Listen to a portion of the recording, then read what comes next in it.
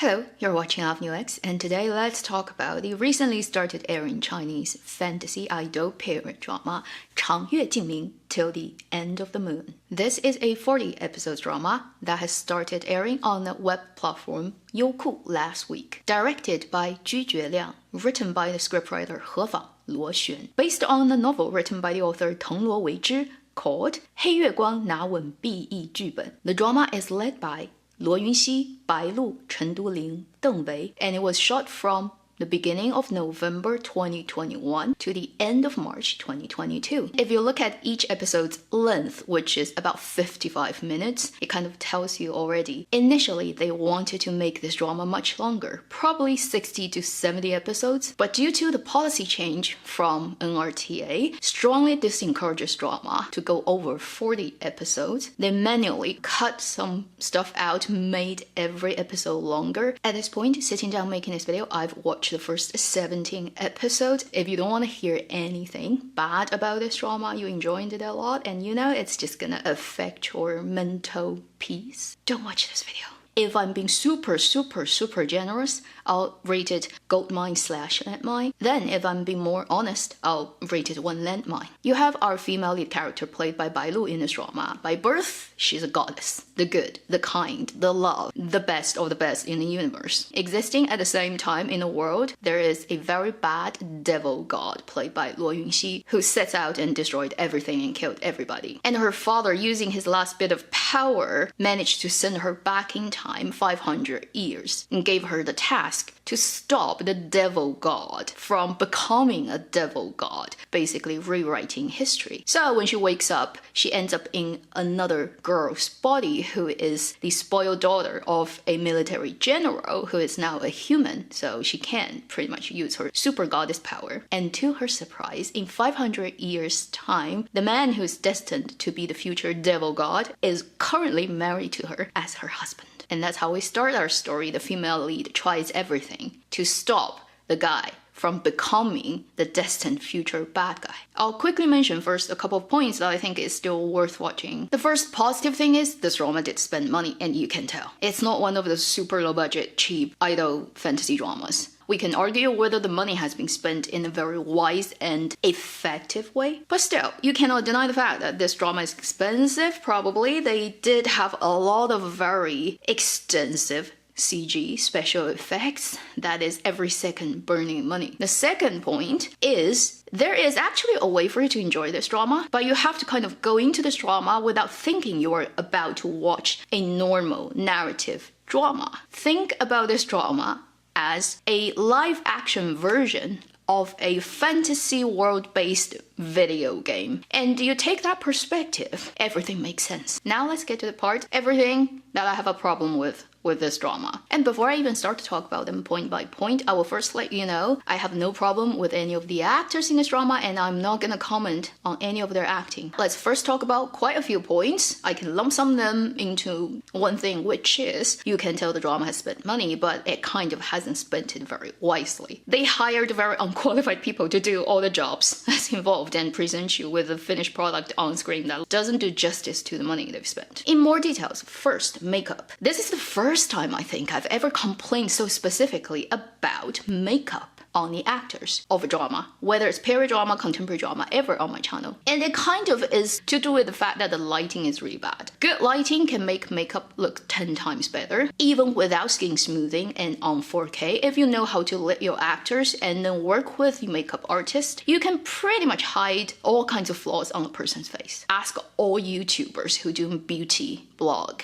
They know. But this drama makes everybody's foundation stand out really badly. And then that's not even the worst part. The worst part is absolutely horrendous eyeshadows. Makes everybody look like a panda who hasn't been sleeping for 10 days. And often the color is not well coordinated. For example, on the leading male actor Luo Yunxi, the top of his wig is brownish. Then the lower part is dark black. Then his eyeshadows is orangey brownish tone and a huge amount. Then his eyebrow is very badly painted, ashy gray-black color. So the cool tone eyebrow, warm tone eyeshadow, warm tone top of the hair, and then cool tone black hair. In close-up, you don't know where to look at. I'm not gonna see anybody remove their makeup, remove their hair ornament, all the dangling bits, all the pins, stay in their head when they lie on a pillow. You're gonna get holes poked through your skull if you actually do that in real life. They don't take off their costumes when they go to sleep. They don't even take off their shoes. Like I said, video game makes sense. Drama, no. And for all the hair ornaments, mostly on the female lead, there are way too many dangling bits. It's very not practical for actresses to wear that and act, because every second it tangles with her hair and everything, and they don't actually look very high-end. This is to do with not really working with the lighting and color scheme and all that camera side of things. Also, the color coordination of this drama is just like really problematic. I just pick out one scene in Illusion Land when the female lead and the male lead got married. That red color for their wedding clothes is so bad. It's very light and it's very orangey tone. Traditionally, marriage red needs to be a very deep red. Can anyone say that this costume on Lo Yingxi makes him look good? The two dragon heads look ridiculous on his shoulders. Better costumes in that scene are all the extras. Those costumes are actually based more on traditional Chinese Dunhuang, Fei Tian, those war cave murals that are cultural heritage stuff. It's more in that style, whereas the leading actors, they look ridiculous coming out of a really badly designed video game. Again, like I said, watch it as a video game and then it makes sense. Then we have to talk about the worst part of the visual in this drama, which is lighting. You know, the people who are responsible for lighting in this drama, together with people who are responsible for lighting in Starry Love, they should be found out and banned from ever entering Chinese drama making land ever. There's no concept of atmospherical lighting, of considering daytime, nighttime, exterior, interior, season, mood. None of that exists in this drama. There's no logic of where the light source comes from. There is no consideration of background, middle ground, foreground. Everything is evenly lit just to make it bright and make every actor's face on screen with as little shadow as possible. But then it no longer makes sense for all the environment they're in. And it gives you that very strong sense of fake environment. If you're in any kind of film school in this world, and you study cinematography and you do your student work with that kind of lighting, your work will be put on big screen and laughed at by the teacher and all your classmates as a perfect example of how you should not do lighting. And then there are other things such as choreography and then shot design of fighting scenes that are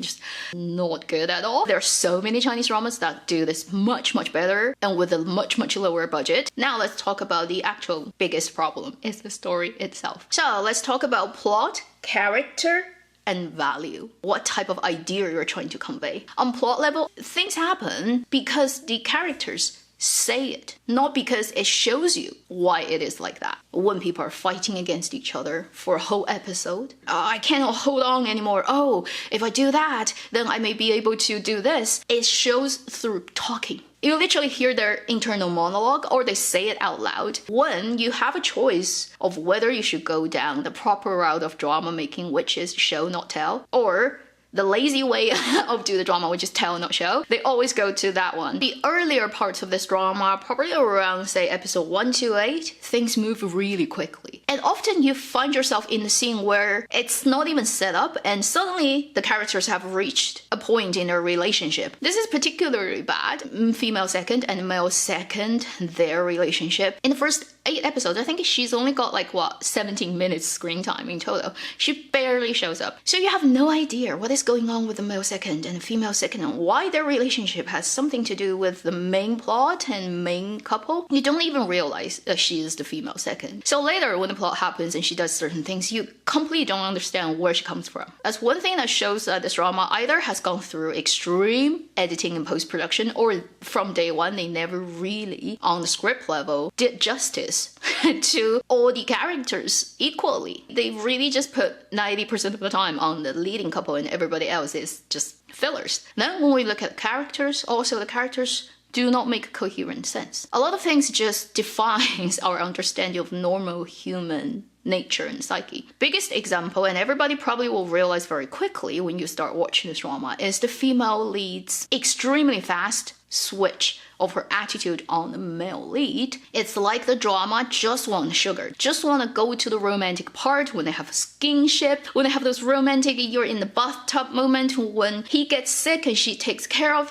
him, or they have the snowball fight. They just want to get to those scenes and sell sugar like crazy that they completely disregard the logic behind those scenes. So at the beginning of this drama, the female lead, she got sent back in time 500 years. Right before that happens, she saw her father, her whole clan, everybody she knows in her life get murdered in front of her eyes, wake up in a different person's body. She is out with her mate and they were running away from people who are chasing them. She doesn't know anything about this new body and her environment. She has to ask certain questions, which makes sense, and then she realized, okay, we're being chased, so we need to run away. That's all fine, because you need to take care of the current time and your body first, but you just had this huge emotional trauma happening to you. Your state of mind wouldn't be so happy. There's hardly any sad, heightened, sort of almost disorientating feeling I can imagine anybody would have. At that moment, she immediately switches to the normal person, cheerful girl, happy. She even jokes about, oh, this is a human body, I can fly, how inconvenient. I cannot imagine anybody who's just gone through that time travel and also right before your eyes that happening can be in that mental state. And like I said earlier in this video, I will not blame this on actors because it's totally on directors. You need to control the narrative, comb through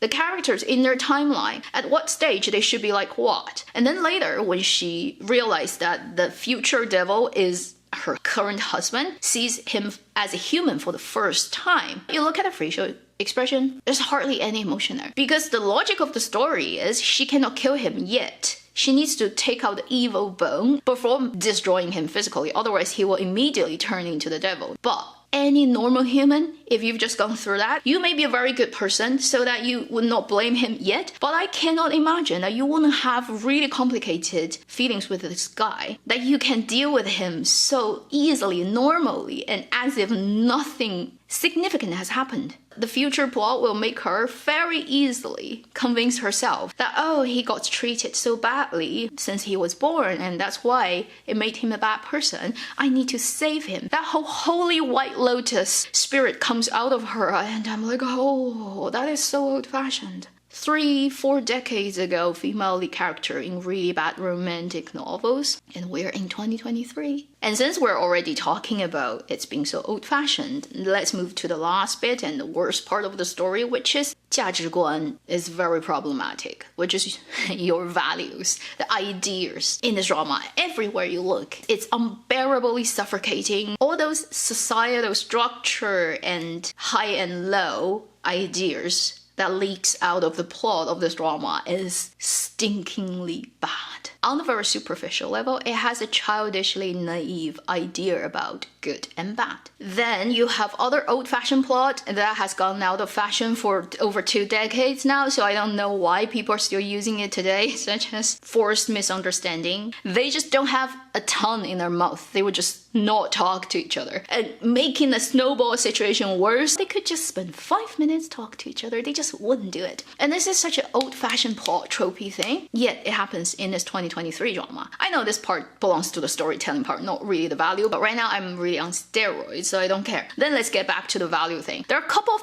points in this drama when I saw the plot happening, I got so offended. And like I said, it has nothing to do with actors, it's just the lines written and being performed. One scene is in the dreamland, when the female lead gave up her immortal marrow, okay, let's just call it that thing, therefore she can no longer practice and cultivate and become immortal. And it all happened due to that male lead showed up in their world. I mean, it's done by the female second who is made to be the bad person, but nonetheless the guy showed up and caused this to happen. And the father role of hers, instead of confront the guy with diplomatic integrity, what he comes up with is marry my daughter to you because you're immortal and she cannot be an immortal anymore, but if she marries to you, she lives in a mortal land and then you can help her cultivate and make her immortal again. And when the brother goes to ask her, what's your opinion about your father is about to marry you to the guy who caused you to lose lose your immortal marrow and made a mess in our world.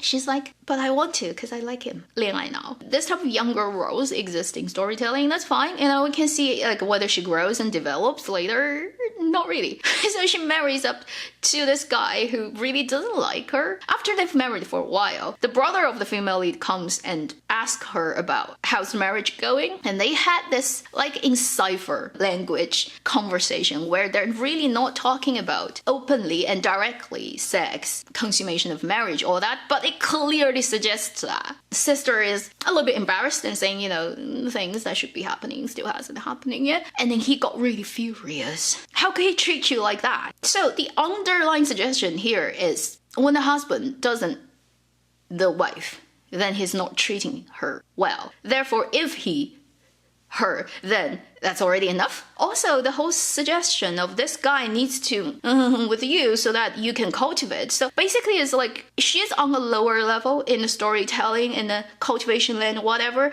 and what she has is not good enough and she has to with a guy so that she can be better. And if you don't think that actually means that, later in the plot, you're gonna see when she self-moves herself and doesn't have a mouth and doesn't want to communicate with a guy, so they have built up misunderstanding to the point where they want a divorce. She decided to have the breakup by putting the guy down. And it's like, I'm about to leave, I'm gonna divorce you. Tomorrow in your life, I will disappear and never come back. I wanna you when you cannot fight back, and let's just have the breakup, and I'd be happy, I'd be satisfied, and I'll not give you any trouble, but I just want to have that because that is important, and we've married for that long and we still haven't.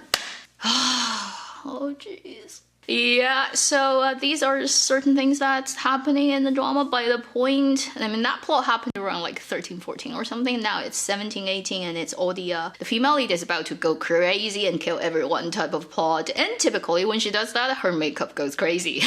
Such a superficial way of representing evil. There's also one thing that Youku did which just made it worse, is they used extreme tactics of promoting this drama. And almost in the kind of desperate gamblers type of psychology, just want to all in. Youku denies it, but I don't believe it's not their doing, which is they buy so many ridiculous trending hashtags related to this drama, put it on Weibo and other social media platforms that is completely disregarding whether that hashtag is actually gonna hurt any of the actors involved in this drama. They bought hashtags such as Luo Yunxi holding his skirt up like a princess, or Luo Yunxi is like a little princess, or Luo Yunxi goes into the sea, 下海, which on Chinese internet is a very well-known term, meaning a male actor who is a straight guy goes into a BL adaptation drama. And if you are from early days of Untamed or Word of Honor, you know that. They actually bought the hashtag 罗云熙下海, which is actually in the drama, the character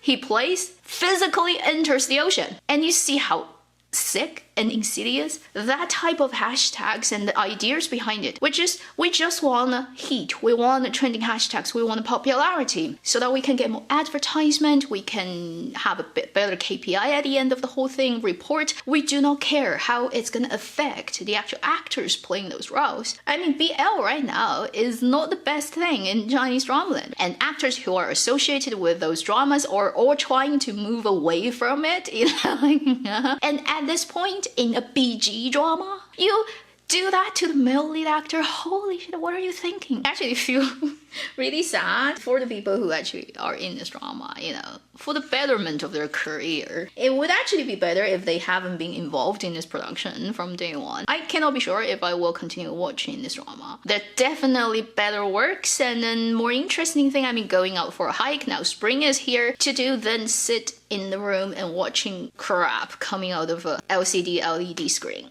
So that should conclude this video. Thank you for watching Avenue X. If for any reason I have seriously offended you, sorry. If you want to argue with me in the comment section, I probably will not check out any comments under this video just for my own mental peace. Take care, I'll see you in my next video. Meanwhile, live long and happy drama watching.